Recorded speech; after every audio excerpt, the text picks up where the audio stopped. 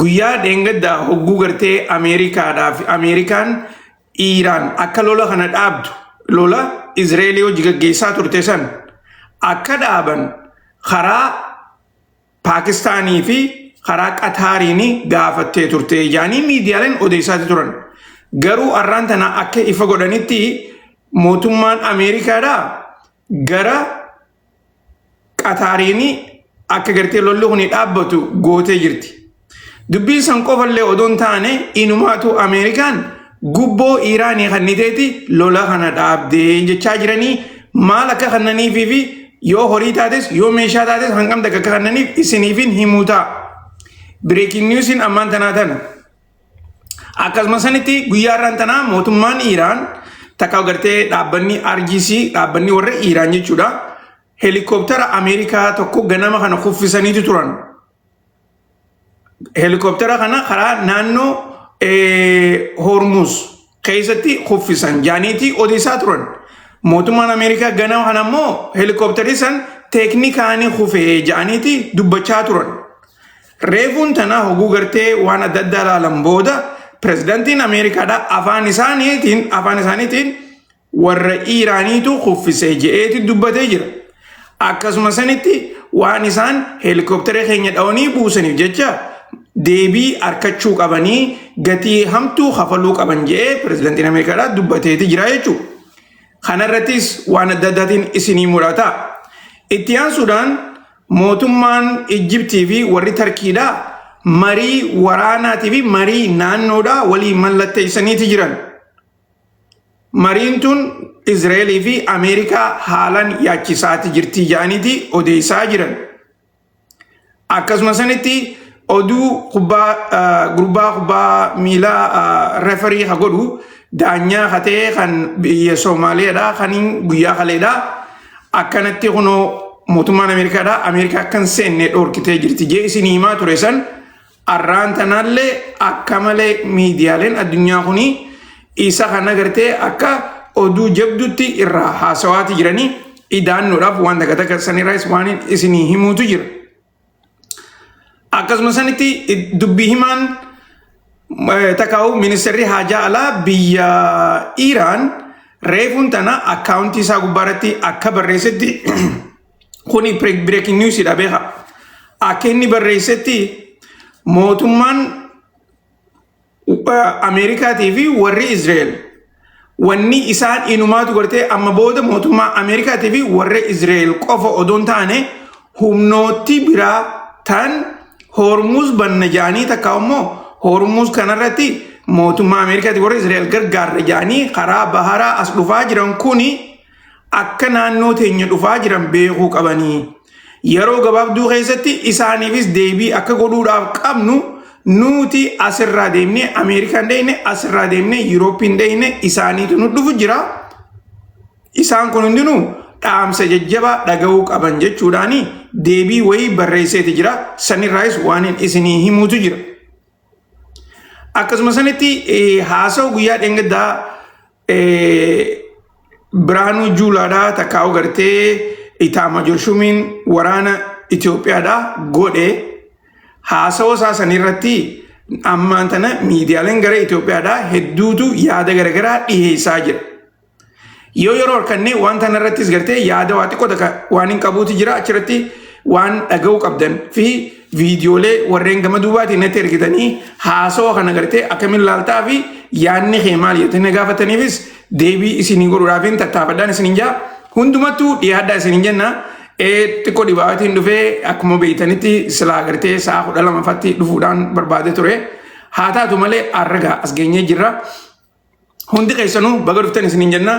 Dhiyaadhaadhaa harka keessaniin taaftaa godhuun dhiisinaa mee arraas dafa 250 akka geenyutti gartee taaftaa godha hundi keessanuu waliin godha wal gargaara akkasuma sanitti walillee yaadachiisa tiktaakiinis gartee roorroo adda addaa akka nurratti hin banne keessaafuu gartee eegaan baakgiraawundii kana godhuu eegalee akkuma quba qabdanitti xiqqoo gartee roorroo nurra godhuu xixiqqeessan na fakkaatti haa taatu ittuma fufnaa.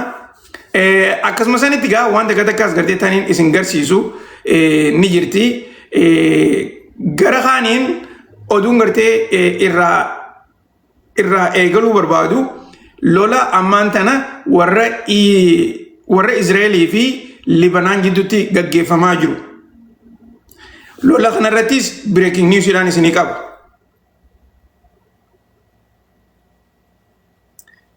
Okay? Mee dursoo akkuma kaleedhaatti lola Israa'elii fi Libanaan gidduutti amma gaggeeffamaa jiru kanarraa haa eegallu. Mootummaan Israa'el arrallee irra deddeebi'anii nuti garee Libanaan keessa jirtu tana guutuutti dhabamsiisuu qabna takka ammoo hidhannoo isaanii irraa hiikuu qabna jedhaniiti odeessaa jiran. Waraanni itti gaafatamaa waraana Israa'el guyyaarran tanaa akka ibsa godhetti inumaatu gareeleen tuni badii hamtuu gartee godhaa jiranii. Biyya teenya keessatti uummata keenya akka hin jiraannetti gartee haleelaa jiranii. Kanaaf nutis hamma dandeenyu saawuzarni Libanaan takka gartee kibba Libanaan kibba Beeyruutii miti adda baafadhaa warri gartee gama duubaatiin na babbarreessaa turtan kalee kibba Beeyruutii fi kibba Libanaan kana adda baafadhaa. Mootummaan Iiraan akka jettetti kibbi Beeyruut reed laayiniidha jedhan. Yoo gartee waraanni Israa'el magaalaa guddittii Beeyruut tana saawuzarni isiidhaa takka gartee kibba isiidhaa yoo haleelan taate irra deddeebi'anii nuti isaan naannoo san gartee nuuf sarara diimaadha. Tanaafuu nutis isaan ni haleellaa yaaniiti deebii kana dubbatanii jiran. Kibbi Libanaan ammoo naannoo bal'oo gartee toora dhibbentaa 30 tan amma waraanni Israa'el akka fedhetti keessa deemee samiirraan miilaanii miti samiirraan gartee haleelaa jiru, manneen namaa itti diigaa jiru, hospitaalota itti diigaa jiru, inumaatu gartee ganda guutuu itti dhukaasaa jiru, dhodhoosaa jiru, magaalaa guutuu itti balleessaa jiru jechuudha. Okay?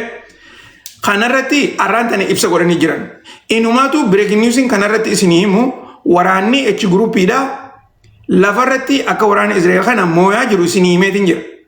Akkasuma sanitti waraanni H groupiidha kuni tooftaa lolaa kana jijjiiruu keessa dabraniiti diroonan adda addaa diroona kan haardwaayiriidhaan deemu diroona kan shiboodhaan deemu kan nam tokkollee nu buusuu hin dandeenye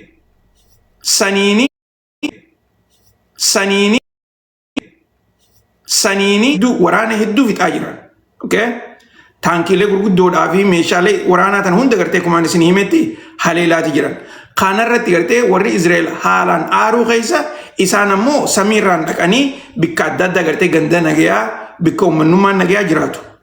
Kiristiyaan hin jenne, Islaam hin jenne hunda isaanii gartee samiirraan gubuudha wanni isaan godhaa jiran. Okay? Amma gaa guyyaarraan tanaa seenaan dalagamte waraanni H groupiidhaa inumaa gartee waraana Israa'el kana keessa dabranii dhufaniiti Israa'el gama gubbaadhaa ol seenanii achiin dhukaasa gandarra bananii waraana Israa'elis nama lamafaa madeeysaniiti jiran. Inumaatu akka ja'anitti nuti warreen gasseene kana cinaa isaanii ajjeefneeti jira ja'anii dubbachaa jiranii cinaan isaanii immoo cahaniiti baafatanii jetti mootummaan Israa'el. Okay?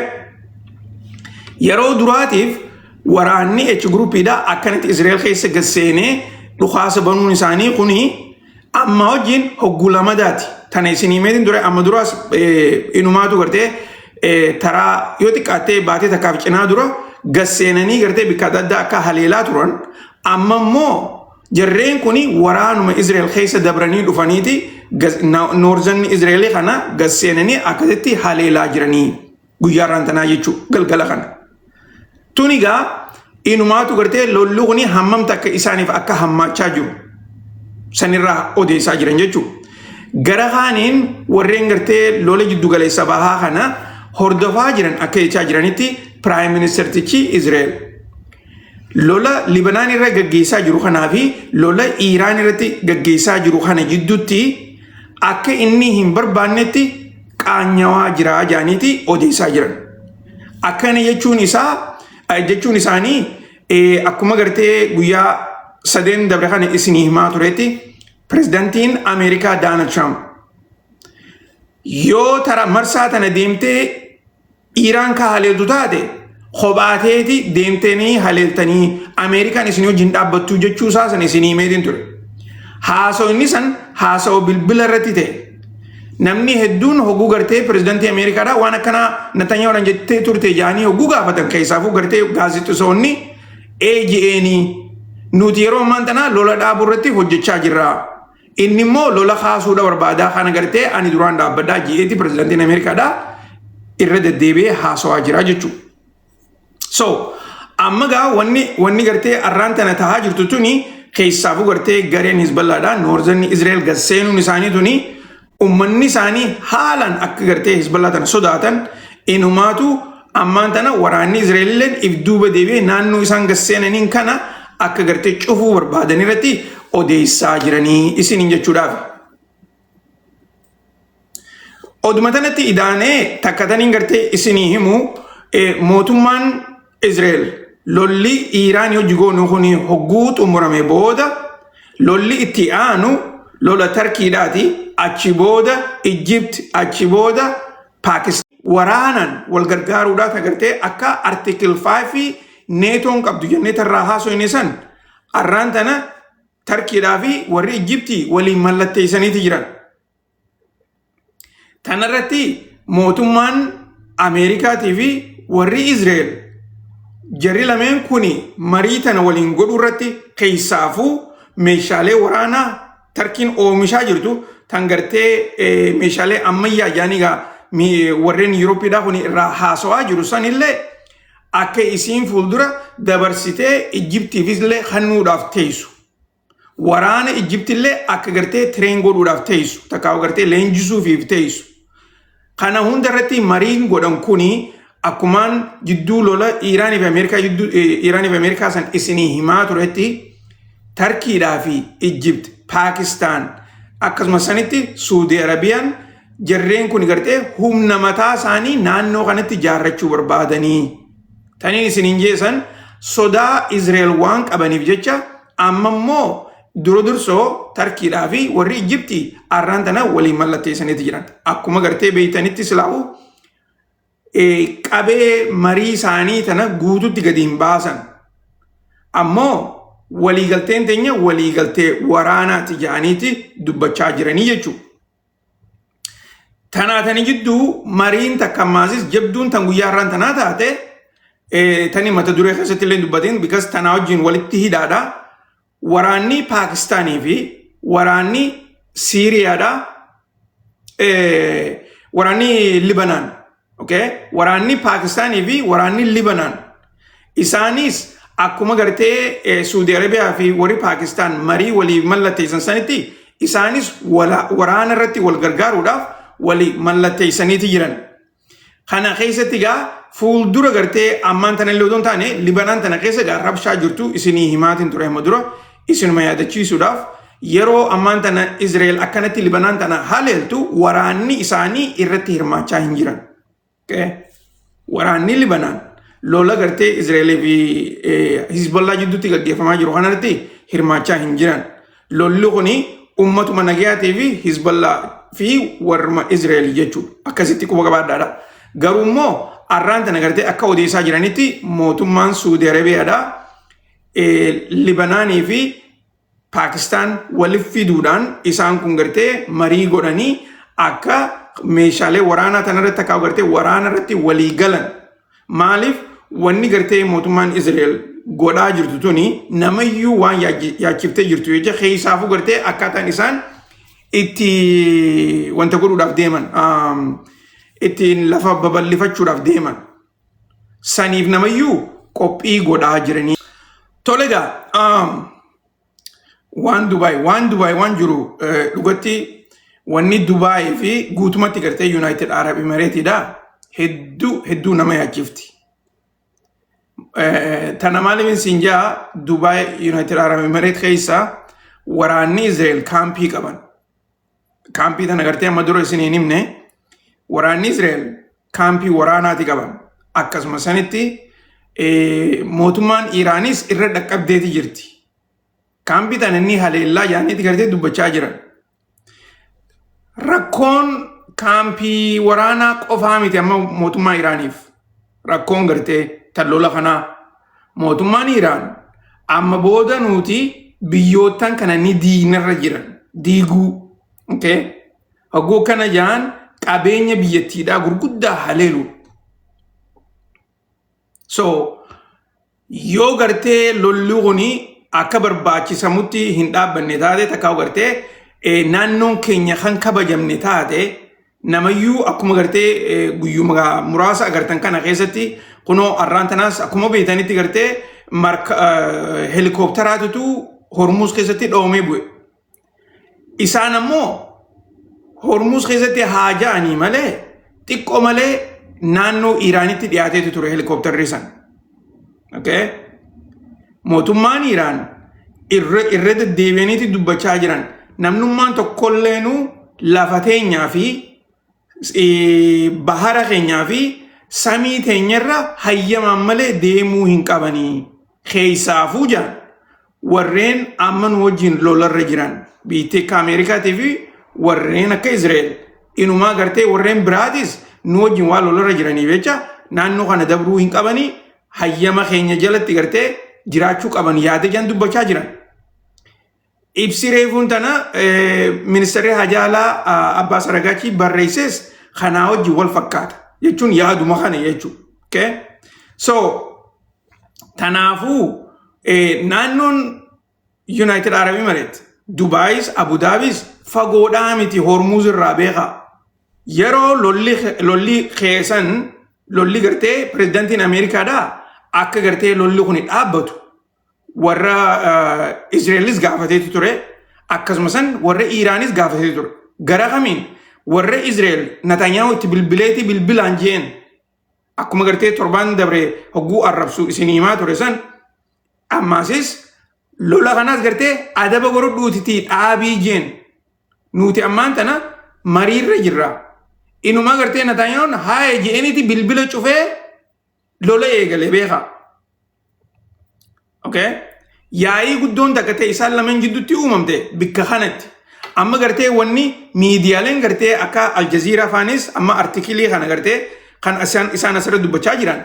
Kaniin kalee isinii himaa ture yoo yaadattan amma isaan arraantana kana qabatanii gabbaaniin kalee gartee eenyuutu lavareejii qaba jeetitiin haasawaa ture yoo yaadattan warri mana keessa jirtan. Okay?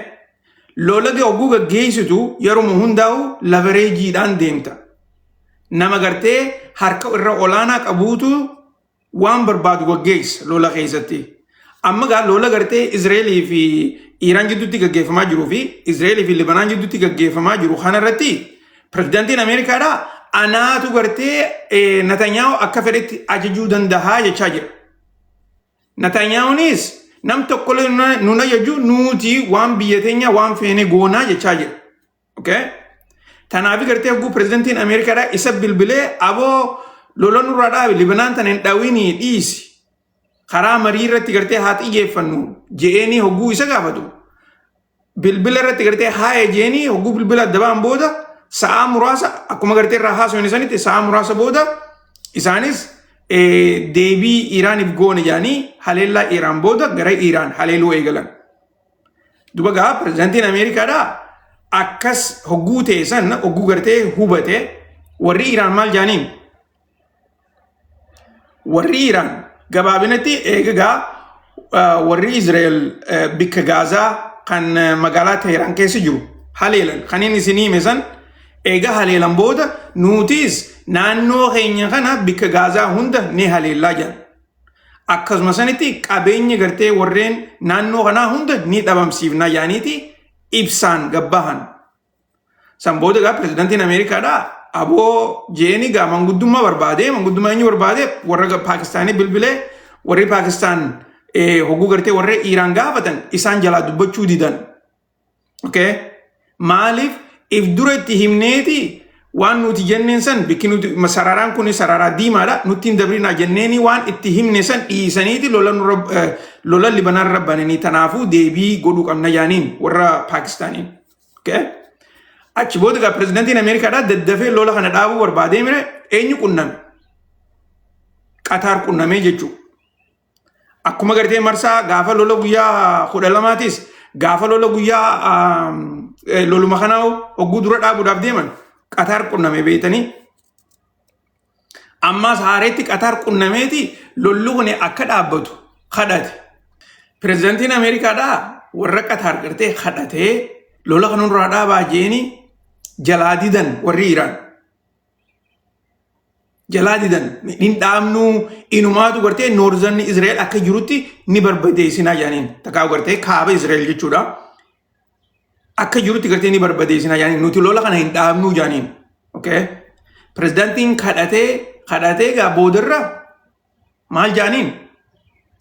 Maallaqa doolaara biliyoona 10 nuu kafalii jaaniin warri Iraan. Sigaltee?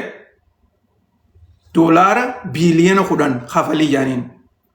Pireezidantiin Ameerikaadhaa biliyoona 10 hin kafallu garuu immoo waa xiqqoo ni kafallaa jeeniiti doolaara biliyoona 4 irraa fudhatan.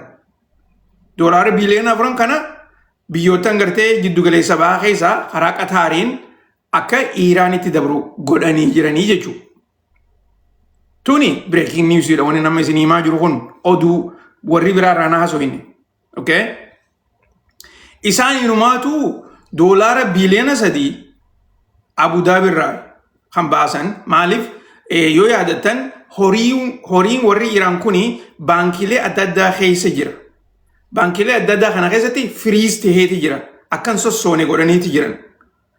Ajaja maaliitiin? Ajaja Ameerikaatiin. So ammaan tana maallaqni kan namuuf kuni horuma isaaniiti beeka. Horuma Iraaniitu kan namaaf. Dheengaddanii yaadattanii yeroo gartee gorsaan olaanaan Ayatullaadhaa doolaara biliyoona 24 Ameerikaan kan nuu qabdii. Maallaqni nuti gaafachaa jiru horii keenya. Ammaasis Ameerikaan gartee maallaqa dhabdeetii miti wanni isin doolaara biliyoona 24 qabdeetee sun jedhee hogguu dubbatu. Interview inni CNN hojii godhe irratti jechuudha. Amma gaa galgala guyyaa dheengaddaa jechuudha doolaara biliyoona 3 baankii Abu Dhabi irraa baasaniiti gara Iraan dabarsan doolaara biliyoona 1 immoo baankii warra Qatar irraa karaa warra Iraan dabarsanii jechuudha. Okay? Akkasitti warri Iraan doolaara biliyoona 4 eegaa akkatan booda lola dhaabanii isiniin jechuudhaaf. Ani waan isaan dalaguudhaaf deeman naan galle warri Iraan kuni laal jidduu lolaa san keessa isin himatiin ture isaan kuni ammaan tana karaa gartee olaantummaa biyyootan addunyaa keessaa afuraffaa irratti gartee ol ka'anii jiraniin isin jechaa ture. Inumaa gartee akka pireezidantii biyya Chaayinaatii fi pireezidantii biyya Iraan, Ameerikaa, Raashaa wal cinaa dhaabbatanitti gartee akka kaansanitti garuu immoo arraan tana gartee gorsaan paarlaamaa biyya Iraan interview godhaatee ture arraan tana akka jechaa jirutti nuti humna biyyootan addunyaa kana keessaa humna afuraffaa taanee jirraa jechaa jira. Waan keenya ifiif murree murteeffannaa nam tokkolleenu dhiibbaa nurra godhuu hin danda'u. Okay? Amma gaa wanni gartee inni kana jechaa jiru isaan jarri kun gartee warra haaraa odoon taane warra gartee dhugatti muuxannoodhaan lola kana gaggeessaa jiru. Bar ani isin himaatiin ture miti. Isaan kun gartee karaa 4 karaa 5 karuma hundaanuu waan lolaa kanarratti akka injifachaa jiran. Amma gaalaal lola guyyaa tokko keessatti doolaara biliyoona 4 Ameerikaa harkaa fudhachuu jechuun waan xiqqoodhaa miti. Ameerikaan biyyoottan biraa saamu jirti. Iraan ammoo kan nuufi jirti. Okay? So, kanaas gartee qaccolotti hubaddaadhaan isin jechuu barbaada.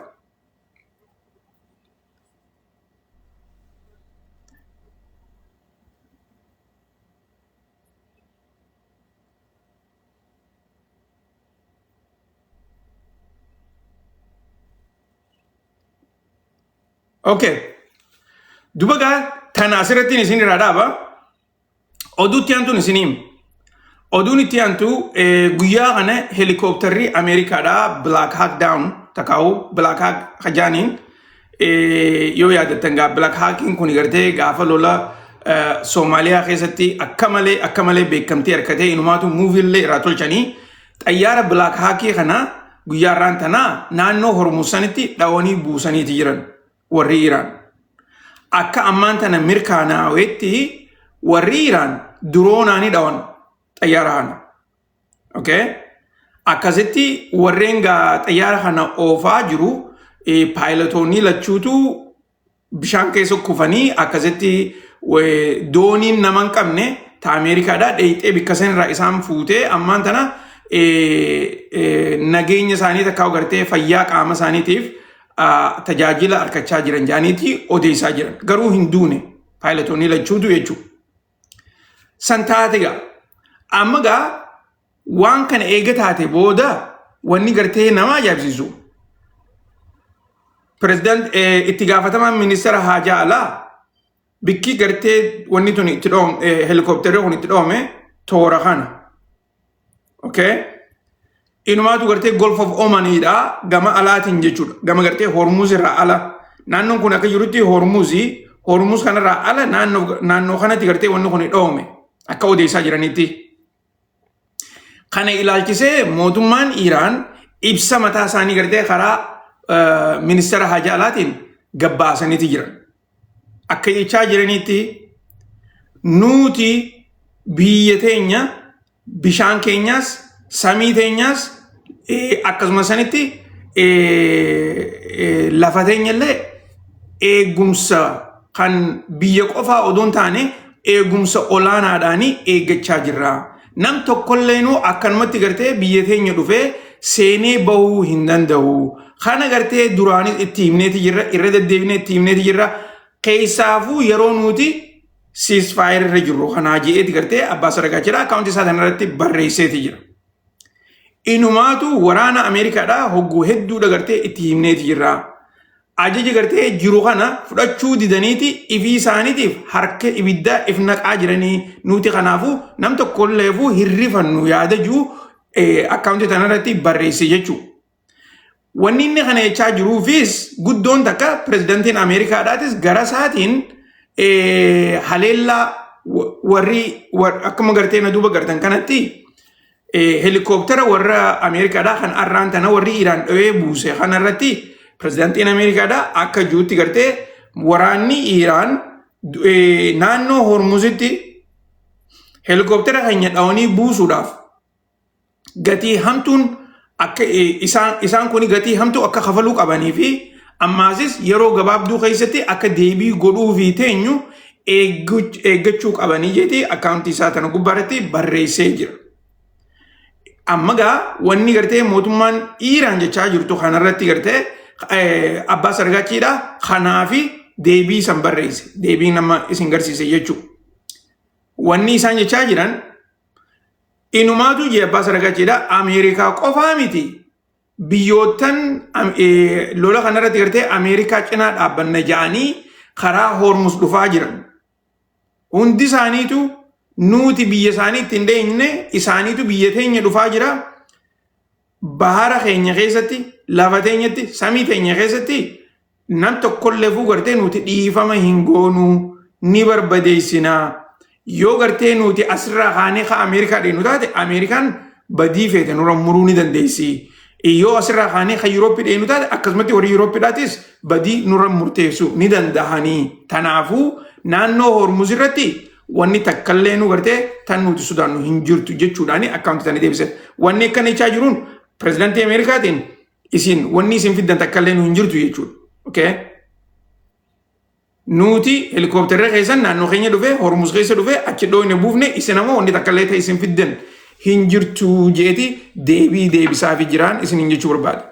Akka gartee ammaan tana miidiyaaleen Ameerikaatiin xiqqoo haasawaa jiranitti pirezidantiin Ameerikaatis Noorzi Kooriyaa wajjin hariiroo amma dura qaban takka yoo yaadattan pirezidantiin Ameerikaadhaa marsa taraa duraa gartee aangoorra ture asii deemeeti Noorzi Kooriyaa dhaqee ture. Pirezidantii Ameerikaa kan yeroo duraatiif Noorzi Kooriyaa dhaqe yaani amata meeqaan ta'e meeqa booda jechuudha irraa haasawaati turan. Hariiroo san haareetti gartee amma lafarraa haasuu barbaadaa jechaa jiran pirezidantiin Ameerikaadhaa. Maaliif waan gaafattoo hogguu garteen Chaayinaa dhaqee arkachuu dadhabe takkaa'u gartee marii gartee Xi Jinping wajjin godhuu ture san irratti waan inni barbaadu waan hin harkatiniif jecha amma wanni inni godhuu barbaadu warreen isaa hojii jiran kana adda fageessu lola kana gartee lola fuulduraa kan as deemu kanaaf maaliif lolli kun fuulduraa kun gartee kan inumaatu gartee Indian Ocean qofa odoon taane karaa Pacificittis karaa Japan sanittis maaliif kaampiilee waraanaa gurguddoon Ameerikaadhaa Japan keessaas ni jirti South Korea keessa jirti okay kana hundarratti xiyyeeffannaa maal pilaana lola fuulduraatiif qophaa'u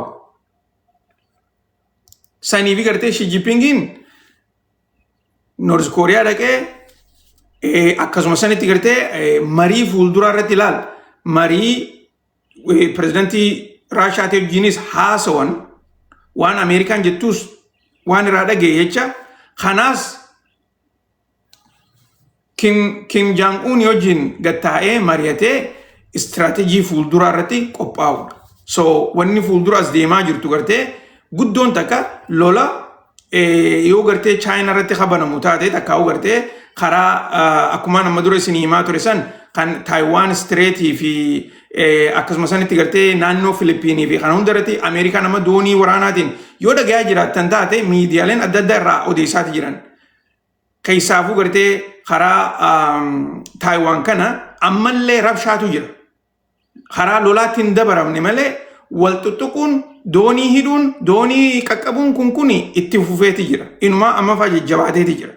Saniifuu wanni kun gartee lola fuulduraatti qophii godhaa jiran gabaabinatti garummaa fuuldura keessa gabbu'eetiin irraa isinii mutaa. Itti aansuudhaan oduun isinii himuu barbaadu. Let's see.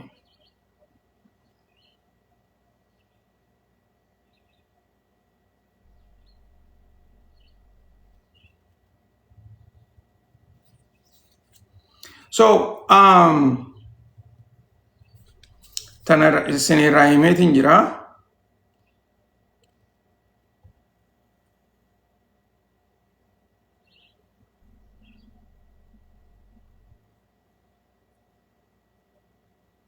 Aguta kana egaa.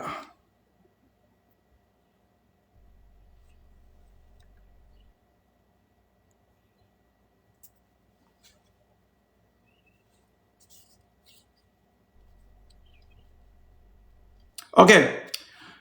Oduun takkataniin isinii himuu barbaadu guyyaa kaleedhaa galgala pirezidaantiin Ameerikaadhaa nuu fi Iiraan karaa gartee marii teenya irratti walii galuudhaa dhiyaanneeti jirraa jedhee haasawaati ture. Eega gartee mootummaan Ameerikaadhaa qabxiilee warri Iiraan gamana ergan irratti gartee yaada kannatan booda garuu mootummaan Iiraan akka jechaa jirtutti wanni nuti itti walii galle takkallee nu hin jirtu jechaa jiran. Okay? Wanni kun egaa akkuma amma duraatti mootummaan Ameerikaadhaa nagee haasoytee tartiiba ikonomiisiidhaa takka gartee gaazaa fi istaaka akka gartee oliin kaane akka gartee gatii hamtuu isaaniin kafalle dhorkuudhaaf jaaniiti odeessaa jiran. Garuu mootummaan Iiraan wanni nuti irratti walii galle takkallee nu hin jirtu.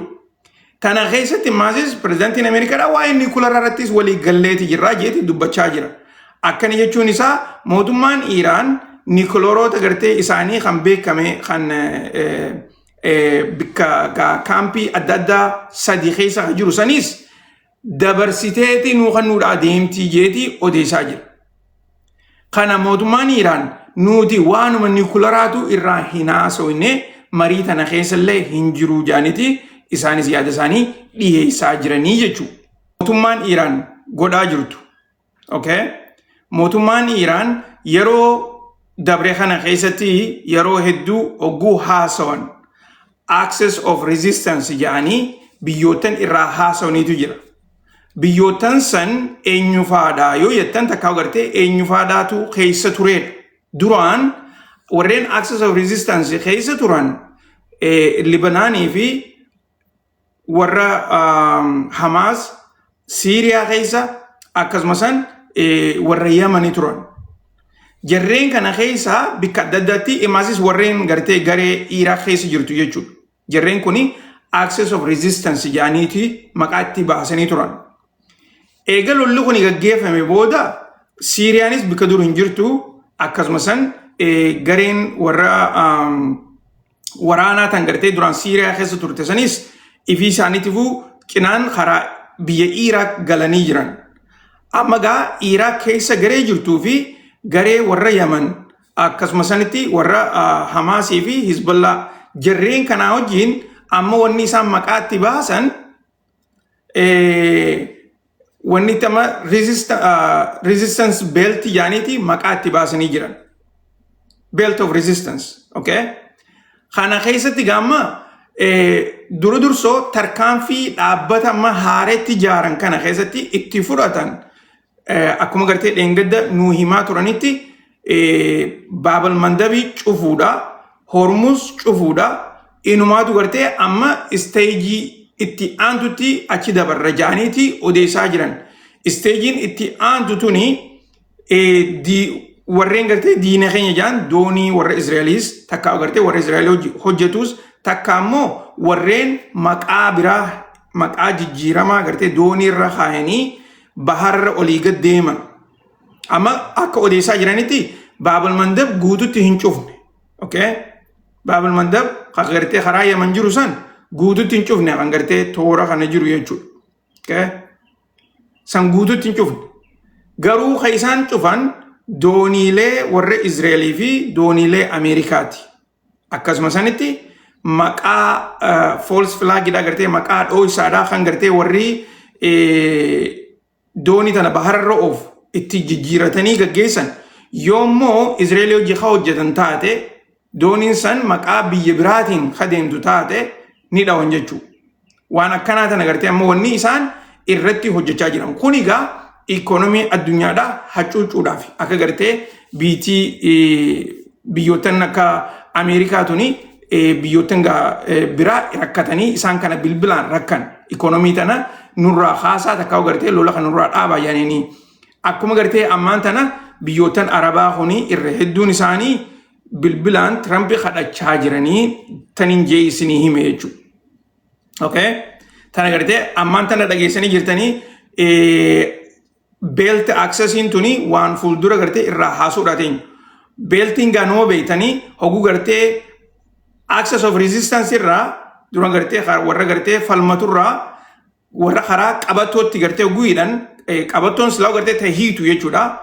Nama gartee akkanatti walitti dhufee gartee gara hundaan Israa'el tana gartee as keessatti kanatti shirji'eeni jiru jechuudha maqaan biraa.